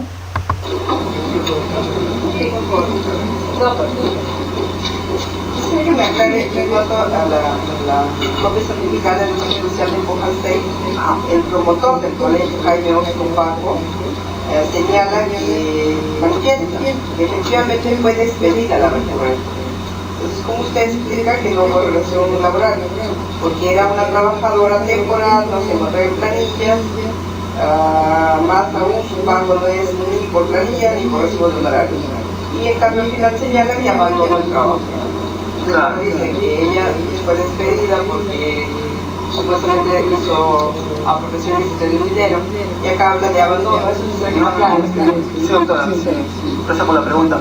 No es que hayamos mencionado que ha sido despedida porque hizo por el dinero, ¿no? O sea, no dije eso, ¿no? Y la demanda tampoco está, en la contestación tampoco figura eso, en la contestación figura que la señora recibió el dinero y simplemente el 11 de marzo y no se apareció más por el colegio. Y diciendo que ella tenía un encargo, ¿no?, de parte de la directora, y tenía que hacer unas labores de limpieza en el mes de marzo de 2011, justamente antes de que empiece el año escolar en ese año. Y la labor que hizo a partir del, bueno, solamente hasta desde el 3 de marzo, solamente hasta el 11 de marzo, nada más, porque ya justamente le dieron ese dinero y nunca se apareció más. Entonces, sabías que había sido despedido, y no fue más, asistió más a hacer esa labor, que no era una labor subordinada, no era una labor de uno, digamos, que tenga características, que tenga relación de trabajo. Entonces, obviamente el promotor pues, no, en la confusión, no estaba al tanto en sí de los términos, y dice que era una trabajadora temporal, que no estaba en planilla. Pero efectivamente, simplemente era una trabajadora que fue hacer ese trabajo de manera específica, hacer el trabajo puntual para limpiar las aulas, ya en estos días de marzo, porque las clases van a empezar ya. Ya, aparte que había una relación que la conocían a la señora y era pues amiga, esta labor, no, esta labor, limpia esto, por favor, no limpia las aulas, y antes de que empiecen las clases. Y ya, entonces, era en sí una trabajadora temporal, como menciona el señor, y ya, está en planilla, no era comprensivo por horario, simplemente era un encargo que se le da, un encargo puntual, sí, para limpieza de esas aulas, antes del inicio del año escolar 2011.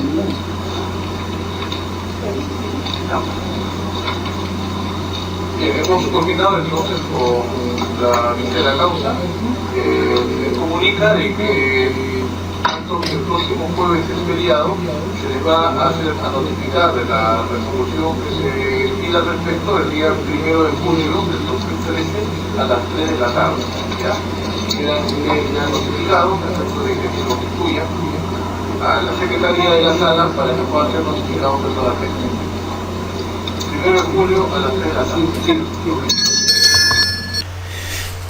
Muy bien, ya para terminar, vemos que el abogado, aun cuando hay escritos donde utilizan términos, ¿no?, de trabajador, de despido, no sigue negando, pero como bien señala también, como bien hemos señalado, las argumentaciones en este aspecto no deben ser de alguna otra manera racionales, y deben tener una base o una justificación jurídica, ¿no? Pero ir más allá también de lo racional ya resulta hasta cierto punto cuestionable, ¿no? Porque lo que no se puede negar es que existió una relación laboral.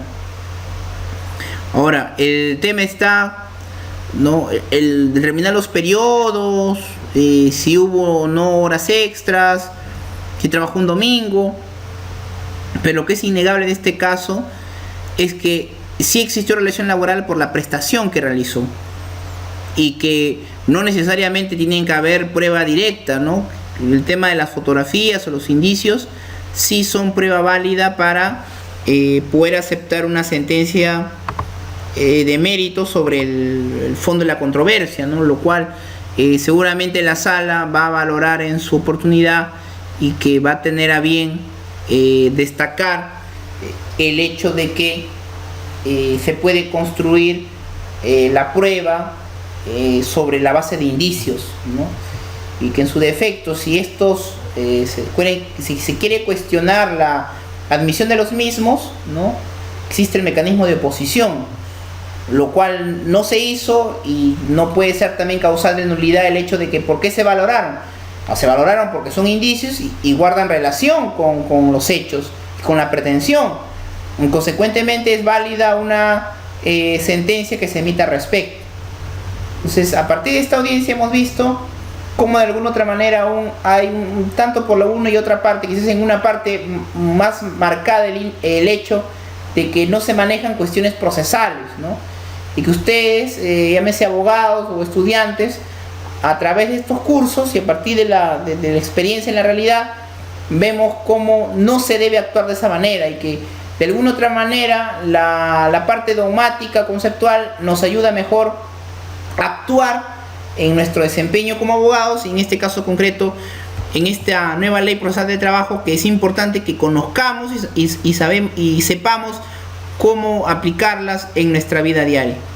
Bueno, entonces eso va a ser todo en relación a esta sesión. Espero que le haya sido de mucha utilidad, ¿no?, manejar y conocer cada uno de los medios impugnatorios regulados en la nueva ley, ¿no?, y cómo debe ser la actuación de ustedes, ¿no?, cuando se presente el caso de una vista de la causa, en este caso en un recurso de apelación, y cómo la sala actúa de manera directa bajo los principios de contradicción, inmediación, y sobre esa base llegar a lo que es la verdad procesal, ¿no?, viendo lo que se debe y no se debe hacer como abogados y cómo es la actuación de los magistrados en aras de la mejor solución de este recurso, en este caso de apelación.